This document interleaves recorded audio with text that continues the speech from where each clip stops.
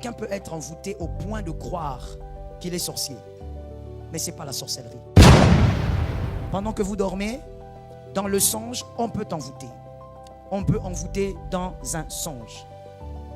Et quand vous vous réveillez, toute votre vie est envoûtée, ou un domaine particulier envoûté, juste à cause d'un seul songe que vous avez eu à faire. Et là-bas, le serpent est passé pour vous envoûter. Le songe, on peut envoûter dans le songe. De la même manière, tu peux être marié à partir d'un songe. De la même manière, on peut t'envoûter dans un songe et on peut aussi t'envoûter la nuit.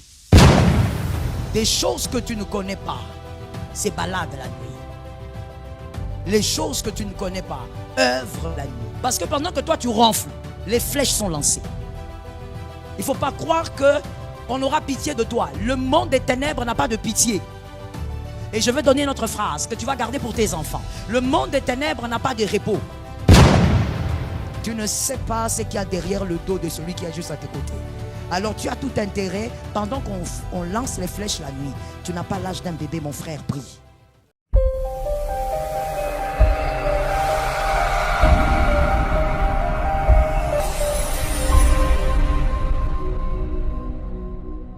Pendant que vous dormez, dans le songe, on peut t'envoûter.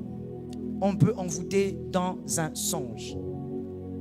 Et quand vous vous réveillez, toute votre vie est envoûtée, ou un domaine particulier envoûté, juste à cause d'un seul songe que vous avez eu à faire. Et là-bas, le serpent est passé pour vous envoûter.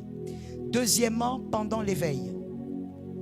Pendant l'éveil, mais toujours la nuit, puisque nous parlons de nocturne, toujours la nuit, quand vous êtes encore réveillé, vous ne dormez pas, peut-être que vous regardez la télé, peut-être que vous mangez, peut-être que vous vous lavez, peut-être que. Et là, on peut aussi envoûter, et les envoûtements nocturnes, il y en a généralement beaucoup. Il faudrait que l'esprit soit éveillé. Je suis d'accord avec ça. Il faudrait que l'esprit soit très éveillé. Vous savez, avant d'aller plus loin, j'aimerais seulement dire à une personne, quelqu'un peut être envoûté au point de croire qu'il est sorcier. Mais ce n'est pas la sorcellerie. J'ai déjà vu ça dans le ministère. Toute la famille est convaincue que celui-ci est sorcier. Ils ont eu certains éléments, mais ce n'est pas la sorcellerie. Il est juste envoûté. On l'a envoûté dans le songe. Depuis qu'il a fait ce rêve, sa vie est bizarre. Il a commencé à avoir une certaine attitude. Depuis le rêve là, son corps n'est plus normal. Son corps ne peut pas être en paix. Toujours, le corps est devenu le lieu des médicaments. Le songe, on peut envoûter dans le songe. De la même manière, tu peux être marié à partir d'un songe. De la même manière, on peut t'envoûter dans un songe et on peut aussi t'envoûter la nuit.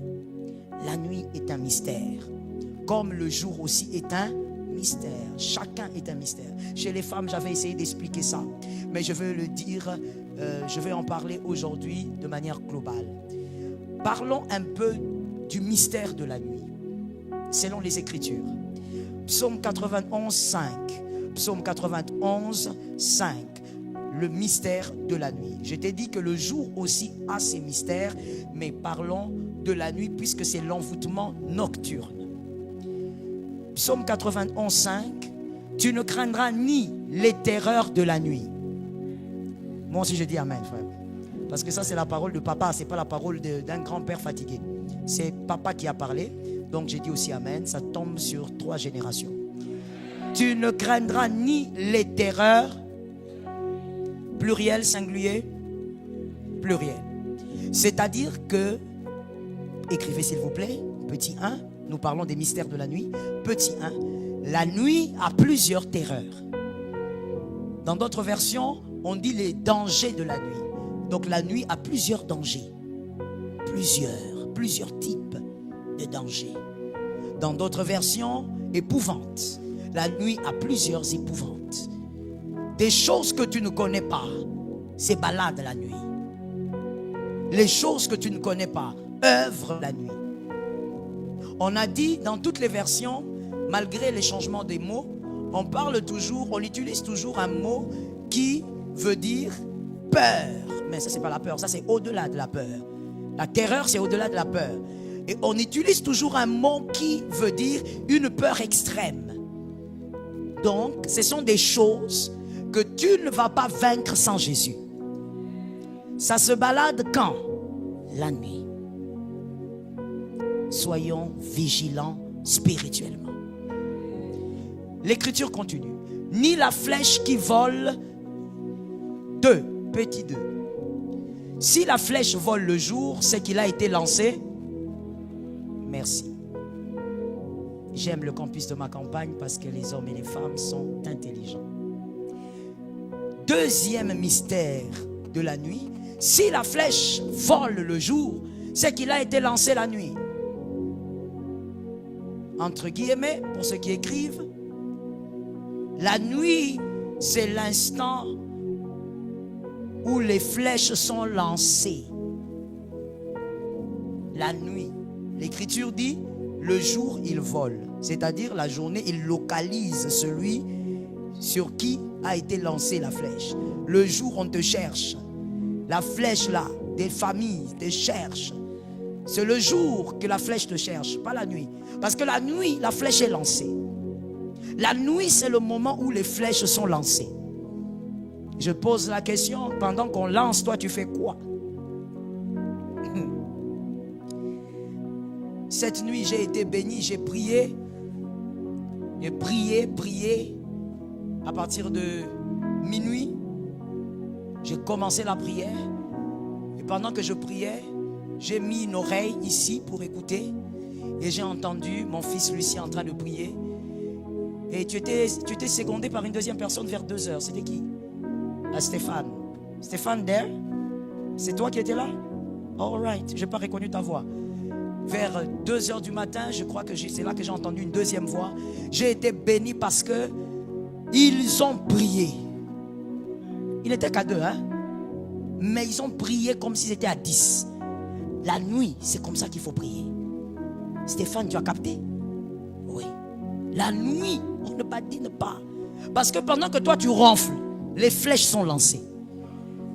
Il ne faut pas croire qu'on aura pitié de toi. Le monde des ténèbres n'a pas de pitié. Et je vais donner une autre phrase que tu vas garder pour tes enfants. Le monde des ténèbres n'a pas de repos. Quand toi tu dors, eux travaillent. Est-ce que quelqu'un m'entend bien? Les flèches sont lancées la nuit. Et la journée, ça commence maintenant à chercher. Ça a été lancé sur qui? Ça a été lancé sur Gisèle. Elle est où? Elle est sur la moto. On vient, on met, on se pose sur sa tête. Toi, tu montes une moto ordinaire. C'est ce que je dis généralement à mon fils qui me conduit. Je dis, il faut faire attention. Ne sortez, ne touchez jamais au volant sans avoir prié. Prier, parler en langue, prophétiser. Car quand vous sortez, il y a des gens qui sortent avec leurs réclamations des familles. Ah, yes. La flèche est déjà sur sa tête. Parce que la nuit, les sorciers de la famille avaient dit, moi no yo. Alors qu'il n'a rien. Moi no yo. Il ne doit pas être en paix. Le pauvre garçon se réveille le matin. Un motard. Il est si simple que ça. Il va prendre la moto, il nettoie. Or, la flèche qu'on a lancée la nuit est sur sa tête. Quand toi tu montes la même moto, tu entres dans des batailles que tu ne connais pas. L'accident qui va se faire, ce n'est pas toi qu'on cherchait. Mais tu viens une blessure ici. Ton pied fracturé à cause des combats qui n'étaient pas le tien. Quand tu sors sur la route, les gens que tu rencontres, chacun a ses batailles. Tu ne sais pas ce qu'il y a derrière le dos de celui qui est juste à tes côtés. Alors tu as tout intérêt, pendant qu'on lance les flèches la nuit, tu n'as pas l'âge d'un bébé, mon frère, prie. Est-ce que quelqu'un m'entend bien? Non, je n'ai pas bien entendu. Est-ce que quelqu'un m'entend bien? Évite de regarder la télé jusqu'à l'épuisement où tu dors. À ton âge, pire encore, tu es parent. Comment tu peux faire ça? Tu es un assassin. Tu es en série. Tu as des enfants, tu dors toute la nuit. Qui va prier pour eux? Qui? L'intercesseur de l'église? Le pasteur de l'église? Le pasteur aussi a ses enfants. Qui va prier pour tes enfants? Toi tu dors, tu attends de te réveiller pour aller chercher de quoi ils vont manger. Mais déjà il faut qu'ils soient vivants pour qu'ils mangent. Et puis au-delà du manger, il y a aussi la destinée qui doit être normale. Ça ne sert à rien de bouffer si la destinée a déjà été bouffée. Je répète ça pour un homme intelligent. Ça ne sert à rien de bouffer si ta destinée a déjà été bouffée.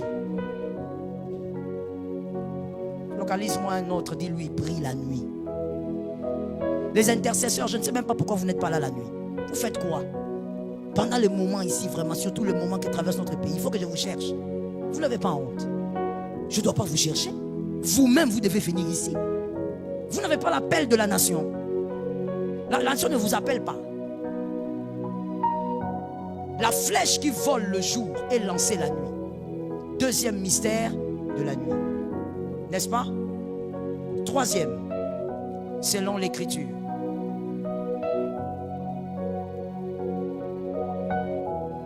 Évoluez. Donnez-moi l'Écriture. Donnez-moi le 6. Ni la peste qui marche dans les ténèbres. Troisième mystère, la nuit. La nuit, il y a des maladies qui émanent des mauvais sorts qui se baladent. La nuit, ça se balade dans le vent. La nuit, il y a des maladies. Ça, c'est très important. Quelqu'un doit se détacher de ça. Au nom de Jésus.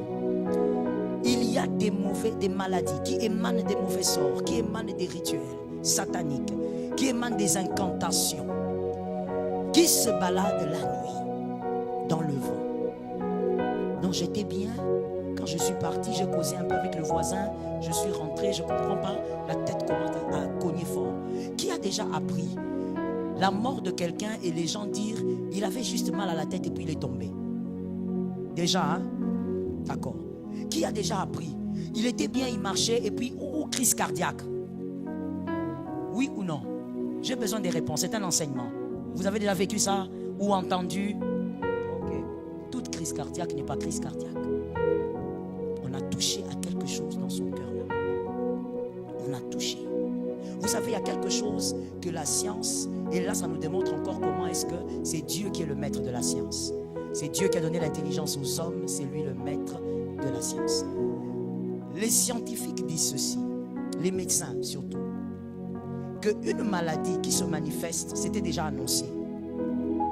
Ça veut dire que tu ne peux pas dire que je souffre de la gastrite seulement le mardi, ça a commencé. Non, ton corps avait déjà donné des signaux, mais que toi tu ne connaissais pas. Et ça se marie très bien avec la spiritualité. Tout médecin te dira, même si tu dis non, rhumatisme ou je ne sais pas quelle maladie, ton corps avait déjà commencé à donner quelques petits signaux que ton corps ici ne va pas bien. Mais toi, tu ne savais pas que ce que tu ressens, c'est le début de quelque chose. Mais voici, ça encore, on peut comprendre la logique de l'évolution d'une maladie. Mais toi, tu te réveilles comme ça. Tu te lèves un jour et brusquement, ton dos fait se casser en deux. Brusquement, tu as une maladie qui commence le lundi, mercredi, ça s'aggrave. Jeudi, tu dois aller à l'hôpital. Il y a quelque chose que tu dois changer. Il y a quelque chose qui doit s'arrêter. Déjà, même une maladie qui a pour origine peut-être une instabilité alimentaire et tout autre, peut guérir au nom de Jésus. Maintenant, la maladie là qui émane de l'envoûtement, qui se balade la nuit, commence à entrer chez toi. La Bible dit, ni la peste qui... Pourquoi vous m'avez donné? C'est le 6 déjà, c'est ça? Ni la peste qui marche dans les... On n'a pas sauté de verset là. On était à la maladie, c'est ça? Comment la maladie qui se balade peut t'atteindre? On a bien dit, ça se balade, ça ne doit pas te localiser. C'est tout. Ça doit se balader, c'est comme ça. Le monde appartient au diable. Oui, il est le prince d'ici là. Ici là, c'est lui le maître. Ça se baladera, mais ça n'entre pas chez toi. Ça n'entre pas dans la vie de tes enfants. Ça ne doit pas localiser ta maison. Tu as laissé les enfants aller dormir en bonne santé, qui se réveillent en bonne santé. Toi, tes enfants, toutes les semaines, sont malades. Et tu trouves ça normal? Vous avez remarqué la grippe là qui frappe, hein? Elle est terrible cette grippe. On dit une variante de Covid, soit. Elle est terrible. Mais tu sais, il y a des gens qui n'ont pas attrapé ça. Je ne dis rien. Je dis seulement que même ce qui est généralisé, à un certain moment, il ne faut pas que ça t'attrape. Parce que tu as une certaine position. Est-ce que quelqu'un m'entend bien? Oui, oui, oui, oui. Oh non, c'est une épidémie pour les enfants. Mais tes enfants n'attrapent pas. Oui. Ça n'entre pas dans la maison. La vie chrétienne est une réalité. Ce n'est pas un slogan. Tu es au-dessus, qu'on voit que tu es au-dessus. J'ai aimé cet amen. Moi-même, j'ai mis un amen au-dessus là. Tu es puissant, qu'on voit que tu es. Oui. Moi, je suis puissant, mais au monde, ils ont Nzoto. Dieu, il est au-delà des Nzoto. Hein, mais oui. Branham venait là quand il était, je ne sais pas, je crois que c'était quand il était jeune dans son ministère, je ne sais pas trop. Ça fait longtemps que j'ai lu son livre. Quand j'ai lu le livre de Branham, j'étais encore célibataire, donc ça fait quand même longtemps. Plus de 21 ans, plus de 22 ans. Et il prenait le poisson. Il prend le poisson, un poisson mort. Il le regarde. Et puis il a pitié du poisson. Branham. Pas Dieu. Celui qui a pitié du poisson là, c'est qui? Un homme, pasteur. Un homme. Tu as bien dit ça. Un homme. Et puis il regarde le poisson comme ça, il jette dans l'eau, il dit vie au nom de Jésus. Et le poisson part. Un poisson qui était mort. Parce qu'un homme a eu pitié du poisson. Il a jeté dans l'eau un poisson mort et il a commencé à vivre dans l'eau. Mais toi tu dis, hé, il y a un autre.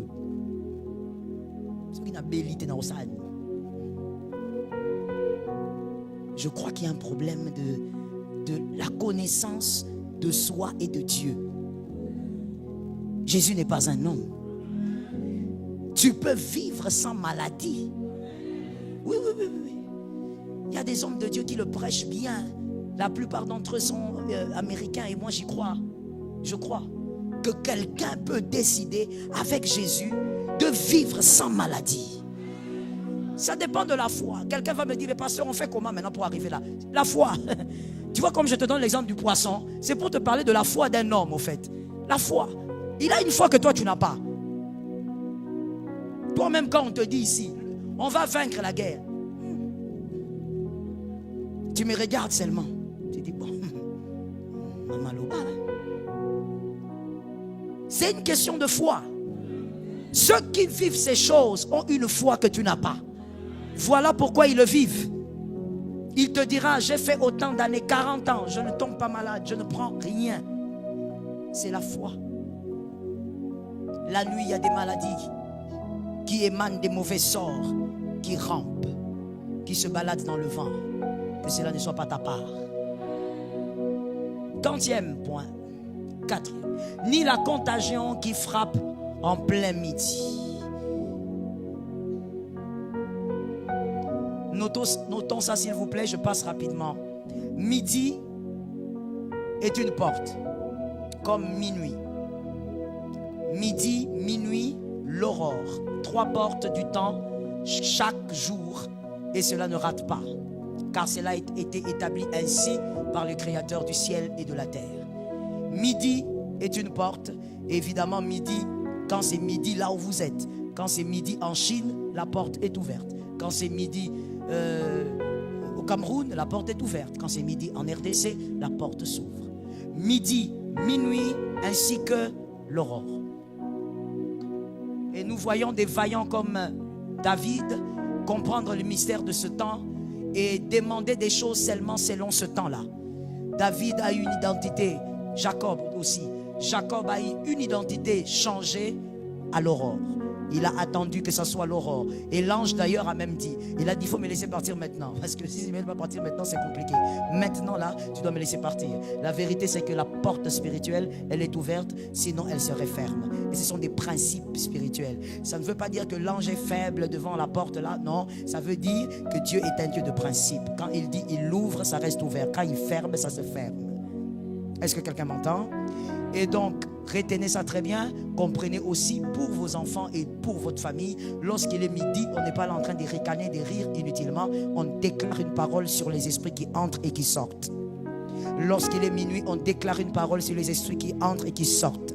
Ainsi, moi je dis toujours à mes fils, je ne comprendrai jamais quelqu'un qui à minuit se met à lever la main en haut, à adorer. Chaque chose a son temps. Ce n'est pas l'heure de l'adoration, c'est l'heure de déclarer parce que la porte est ouverte. C'est comme ce qu'on a chanté tout à l'heure avec le groupe d'adoration. C'était une chanson, c'était laquelle? La toute dernière là. Hosanna na Yahweh. Ça, ce n'est pas la louange, ce n'est pas l'adoration. C'est une chanson d'invocation. Un enfant de Dieu doit avoir aussi des chansons d'invocation. Dieu aime qu'on l'invoque. C'est-à-dire, il est là, mais il aime que tu dises, agis comme tu sais, fais comme tu sais, marche comme tu sais. Les chansons d'invocation créent la manifestation de la puissance de Dieu. Est-ce que quelqu'un m'entend bien? Oui, c'est comme vous le savez, je sais que vous êtes déjà contaminé en tant que vrai Guinois. Lorsque vous allez, je ne sais pas sur quelle rue, et que vous entendez les petits garçons de la rue en train de crier. Comment ils appellent encore? Ils appellent, ils ont plusieurs noms qu'ils se donnent. Des fois, ils appellent vieux, Joe, ou je ne sais pas quoi. Grand prêtre. Il va t'appeler grand prêtre une fois, grand prêtre 2 fois, grand prêtre 3 fois, et ensuite... Et qu'est-ce que tu fais? Tu fais quoi? Tu donnes l'argent, frère. Tu fais semblant. Tu donnes. Pourquoi? Parce qu'il a dit grand prêtre. Il a commencé à faire des éloges. Nous sommes créés à l'image de Dieu, à la ressemblance de Dieu. Il n'y a pas que les Quinois qui font ça. Dans toutes les nations, ça se passe.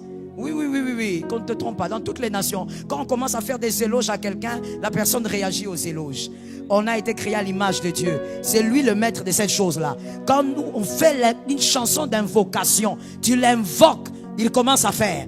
Il commence à guérir, il commence à délivrer, il commence à bénir, il commence à donner, il commence à libérer. Il libère tout ce qu'il a amené avec lui. Il faut que tu sois capable aussi de naviguer dans les chansons d'invocation. Est-ce que quelqu'un m'entend bien? Voilà pourquoi dans une église équilibrée, on doit faire la différence entre le moment d'adoration, de louange, de célébration, de demande et d'invocation. Quand on veut invoquer Dieu, il ne faut pas commencer wapio, wapio, papa.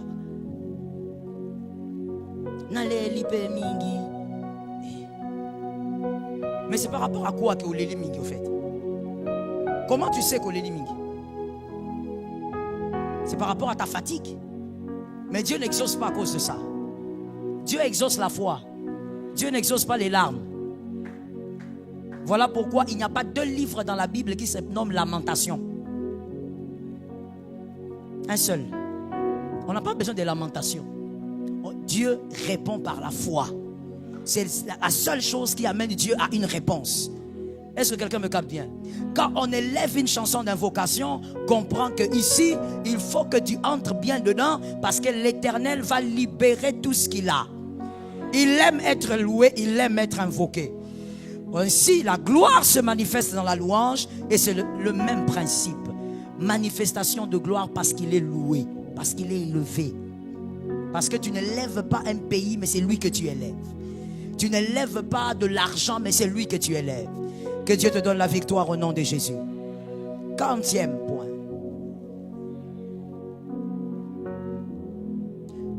Cinquième, oui, on parle du 5e.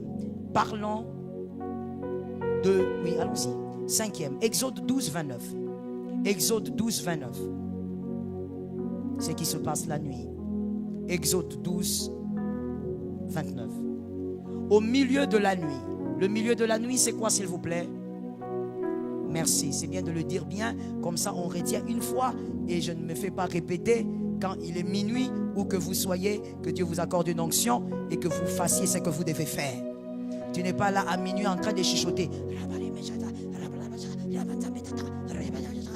Aux aventuriers.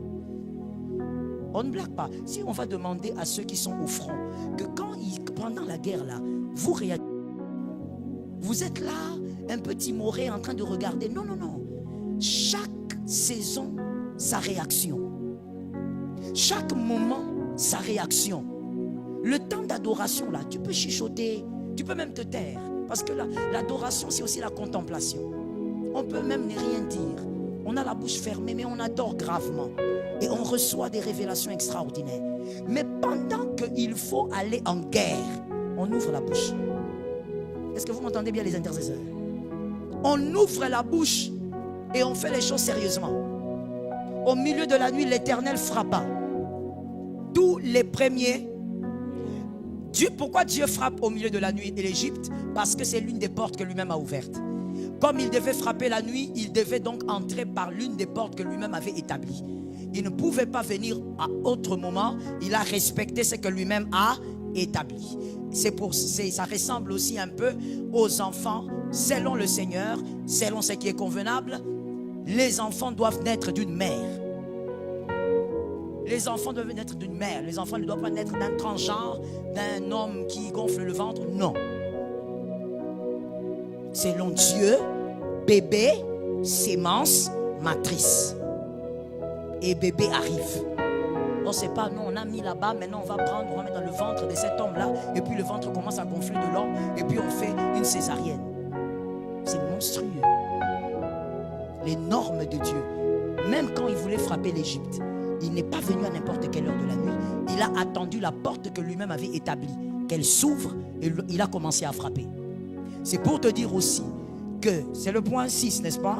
C'est pour te dire aussi que 5. C'est pour te dire aussi que au milieu de la nuit, c'est l'heure de la vengeance. Dieu est descendu en Égypte pour venger les 430 ans. Il est descendu pour établir maintenant une vengeance. Il a averti le Pharaon, il n'entend pas. Dieu descend maintenant pour frapper une seule fois pour toutes. Oh, quand Dieu frappe une fois pour toutes, on dit c'est l'Éternel qui est Dieu. Je n'ai pas aimé cet amen parce que tu n'as pas compris. Quand l'Éternel frappe une fois pour toutes, tout le monde dit c'est l'Éternel qui est Dieu. Que l'on dise que c'est l'Éternel qui est Dieu. Il frappe. À minuit, c'est l'heure de la vengeance. Maintenant, dites-moi, comment vous allez invoquer, parce que ça c'est l'invocation, ce n'est pas la prière. Comment vous allez invoquer la vengeance là? Je sais. Seigneur éternel, je vous dis la vérité. Si au milieu des ouvriers de cette église, il y a des prieurs VIP, je vous chasse. Vous m'avez suivi? Les ouvriers, vous avez entendu? Et c'est à vous que je m'adresse, il faut à vous de dire amen. Prière VIP, je te chasse. Le moment de vengeance, Dieu est descendu pour venger. Minuit, toi à minuit ici, tu es là.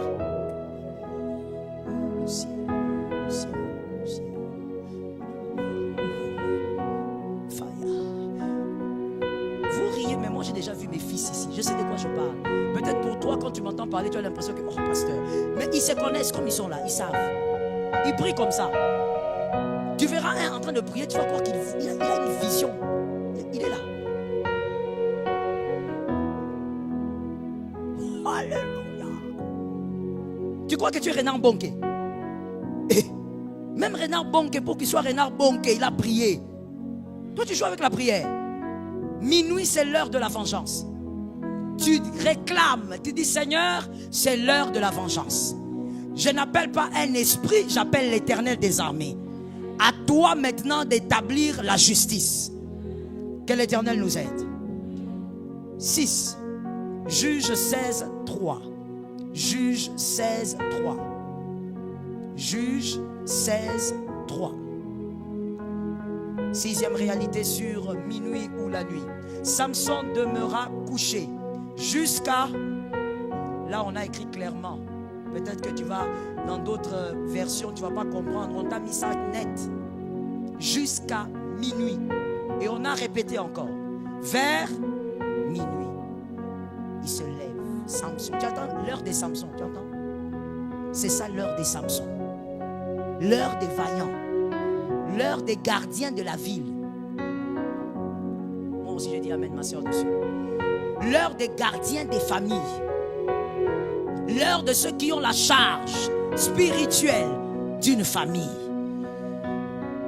L'heure de ceux qui sont conscients que certaines choses doivent s'établir maintenant. Samson a dormi, supposons, de 20h jusqu'à minuit. À minuit, il s'élève. Le sommeil est parti. Parce que là, c'est son heure. Maintenant, regardez ce qui est étrange. Qu'est-ce qu'il fait? Et il saisit les battants de la porte de la ville. Il était dans une ville, le gars. Tout le monde dort calmement. Tout le monde dort, les gens sont au calme. Lui va aux portes de la ville. Je crois que tu connais Samson. il avait une force surnaturelle. Il va aux portes de la ville, comme on les construisait dans le temps. Il tient les portes et les deux poteaux, vous savez, ils sont ceux qui soutiennent la clôture d'une ville, les arracha avec la barre. Donc pendant que les gens dorment, Samson, c'est ce qu'il doit faire. Les gens ont cru qu'ils étaient en sécurité. Samson a dit, attendez, il y a l'heure de la destruction. Il les arracha avec la barre, les mit sur ses épaules. Au nom de Jésus, tout ce que tu vas arracher sera en ta faveur. In the name of Jesus, ça tombe sur moi. Et les porta sur le sommet de la montagne. Tout ce que tu vas récupérer spirituellement, tu vas les garder jusqu'à ta gloire. Ça tombe sur moi-même et sur cette église. Qui est en face d'Hébron? Si je rentre avec Hébron, je vais prendre le temps. Laissons Hébron d'abord tranquille. C'est au milieu de la nuit que Samson déstabilise une ville. N'oublie pas que l'appel de Samson était de délivrer Israël. Donc toute nation, toute ville qui mettait mal à l'aise Israël, même si vous ne déclarez pas la guerre, Samson vient et il vous anéantit. Cette ville-là, il devait la mettre à terre. Parce que c'est une ville qui mettait mal à l'aise le peuple d'Israël. Mais il vient travailler la nuit. Écrivez s'il vous plaît. 6e. La possession d'une ville s'est faite à minuit. On possède sa ville à minuit. La ville, ça peut être ta famille. La ville, ça peut être tes affaires. La ville, ça peut être ta santé. La ville, ça peut être n'importe quoi dans ta vie qui est un grand défi à relever. Ces choses se possèdent la nuit. Précision, minuit. C'est eux qui ont précisé. Minuit. Quand tu constates que ton couple bat toujours de l'aile, que vous avez 2 jours de paix et puis tous les autres jours de tourment, pourquoi tu dors? Pourquoi ne peux-tu pas posséder ta ville? Quand tu constates que ta santé vacille depuis que l'année a commencé, tu es instable au niveau de ta santé, pourquoi ne possèdes-tu pas ta ville? Quand tu constates que janvier, il est d'ailleurs terminé, n'est-ce pas? Tu n'as toujours pas le travail que tu voulais. Pourquoi restes-tu calme la nuit? Pourquoi ne possèdes-tu pas ta vie? Arrête de te plaindre, travaille. Je répète, arrête de te plaindre, travaille. Le travail dont je parle, il est d'abord spirituel. Si tu ne travailles pas spirituellement, tu n'auras aucun impact même par rapport au travail physique ou visible.